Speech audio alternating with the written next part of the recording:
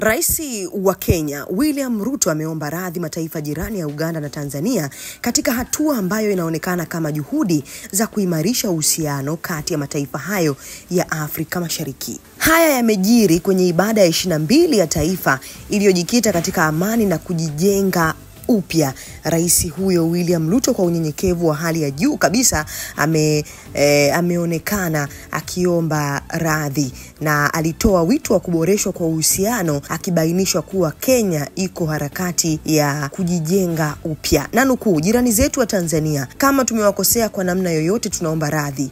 Wenzetu wa Uganda, ikiwa kuna jambo ambalo wa Kenya wamefanya ambalo sio sahihi, tunataka kuomba radhi. Alisema hivyo Rais Ruto. Kauli hiyo inakuja wakati ambapo mvutano umeibuka kufuatia hatua ya Tanzania kuwatimua wanaharakati wa Kenya waliokuwa wamesafiri hadi nchini humo kushuhudia kusikilizwa kwa kesi ya kiongozi wa upinzani Tundu Antipas Lissu. Miongoni mwa waliofukuzwa Tanzania ni wakili mwandamizi wa Kenya na aliyekuwa mmoja wa mawaziri wa haki na sheria Martha Karua na wenzake wawili walioambatana naye. Karua ni wakili anayeheshimika kwa haki za binadamu na mkosoaji mkuu wa kile anachokiita kurudi nyuma kwa demokrasia Afrika Mashariki. Amekuwa akimwakilisha kiongozi wa upinzani Uganda Kizza Besigye ambaye alikuwa ametekwa nchini Kenya mwaka uliopita na kurudishwa nchini mwao kuhudhuria mashtaka ya uhaini yanayomkabili. Kama Lissu amekanusha mashtaka, alisema yameshinikizwa kisiasa. Wengine ni jaji mkuu wa zamani wa Kenya Willy Mutunga na mawakili wapiganiaji wa haki za binadamu walizuiwa katika uwanja wa ndege wa kimataifa wa Julius Nyerere kwa saa kadhaa kabla ya kurudishwa nyumbani. Mwanaharakati wa Kenya Boniface Mwangi na mwenzake wa Uganda Agatha Atuire walizuiliwa kwa siku kadhaa kabla ya kuachiwa kwenye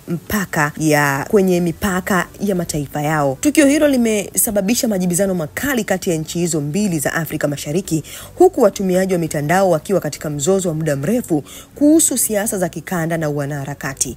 Wabunge wa mataifa hayo mawili pia wameingilia kati mjadala huo na kuzua maswali kuhusu uhusiano kati ya mataifa hayo mawili.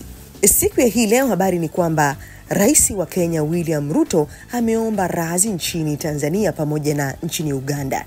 Nini maoni yako? Hii ni VOT Media. Tumechangamka.